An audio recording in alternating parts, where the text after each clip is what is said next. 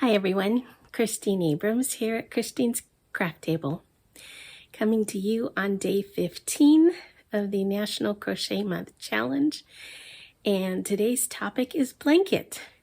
Before I talk about that, I'd like to welcome my new subscriber, Mary McClurkin, and to welcome those who I cannot see as well because your subscribers are not open to public view. And that's cool. I appreciate you. And if I knew your name, I would welcome you in person. Thank you so much for subscribing. So now I want to talk about a blanket. This is a very special blanket to me. It was made with a crochet along with Pamela's Adoring Crochet. And if you've seen some of my other videos, you've already seen it. It was a crochet along that she called her Mystery Crochet Stitch Sampler Cal. And she did it last summer in 2023. And I'll put a link to the playlist because she's got every video up. You can still do the blanket if you'd like to after the fact. And you have all of the videos there. The idea was that she would give us 9 different stitches and one each week, and then show us how to put together a square, and all the squares are about the same size. And then we would determine how to arrange the squares and then add a border, of course. So I had Christmas on my mind really early last year. I had picked up a bunch of Red Heart Super Saver mistletoe, and I was looking for projects to use it up in, and this came along, and I said, yes, I will make squares out of mistletoe. Now that's a very busy yarn, so I decided to combine it with some solids. I used Red Heart Patty Green and Cherry Red and white as well. And so I made up all my squares, and I ended up using 3,813 yards for this blanket. I'll let you know it's 68 inches wide, wide, and 80 inches long. It is big enough to cover a queen size bed. That said, I'm not going to be able to hold it up completely for you here, so I will certainly add some pictures for you so you can get a better view. And this is, let's see, I guess I'll start at the top and then work down. Here's border, top, and you might be able to guess what the image is. And there's the bottom. So that's it, more or less. Like I said, it's very hard to show holding up as I am only 5 feet tall and don't have a great wingspan. So, oh dear, I think I showed it to you sideways. Let's try that again. There you go. So it's a red cross in the middle of white with the mistletoe squares along both sides. You can see that the squares are different because it's the 9 different stitches. There's the bottom of the cross, the green on the bottom. Did I hold it up far enough? And then the border.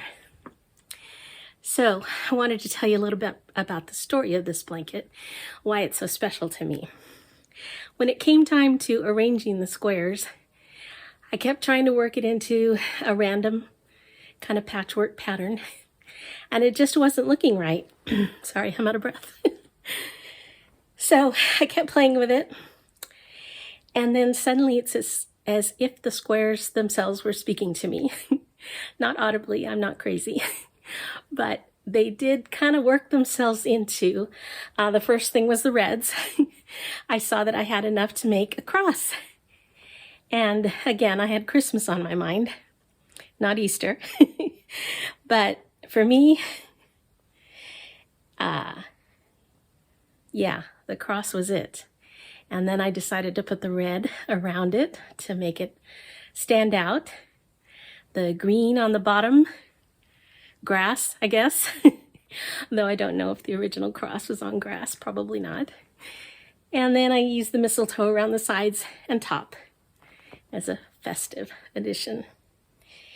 And the message of the design speaks to me everything about Christmas.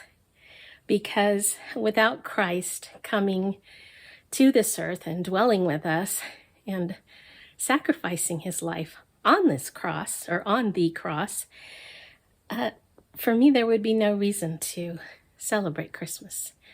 We would not have the right to be adopted by God as his own children and given an eternity in heaven as opposed to hell. Christ did all that for us, and it's what gives me this joy and peace every day, not just on Christmas. And there would be no celebration of life without that death on the cross. So when I celebrate Christmas, it really is a combination of the birth and the death and the whole story, not just the beginning when he came as a baby. He did not stay a baby. He grew, he dwelt among his own creation, and he was rejected by them. And still, so great a love that he went to that cross willingly and gave up his life and suffered horribly. If you have not pictured the kind of suffering that crucifixion involves, I'd encourage you to watch The Passion of the Christ, the movie by Mel Gibson. It is a difficult movie to watch, but it really brings home the kind of suffering that method of torture and murder inflicted on the people who were crucified at that time. And it will affect you. And I don't recommend it for small children, but I really recommend it if you have never really thought about deeply how that cross, that whole method of death was carried out. And so he did that for us, the least of us, all of us who believe. You know, I'm nothing, but he did it for me. And so when I celebrate Christmas, that's what I see. And Santa Claus and snowmen and pretty lights are all great and cute and fun, but that would all be empty if it were not for Christ on that cross, coming first as the babe and then ending it on the cross. So that's the story of this blanket, and that's why it's so special to me. I actually have it listed on Etsy right now because I thought seeing it might resonate with somebody else. If it doesn't, that's fine. I will enjoy it. But I thought I'd give somebody else a chance to own it too, if there's somebody out there. I hope you enjoyed this video. Thank you for watching, and I hope to see you next time. Thanks.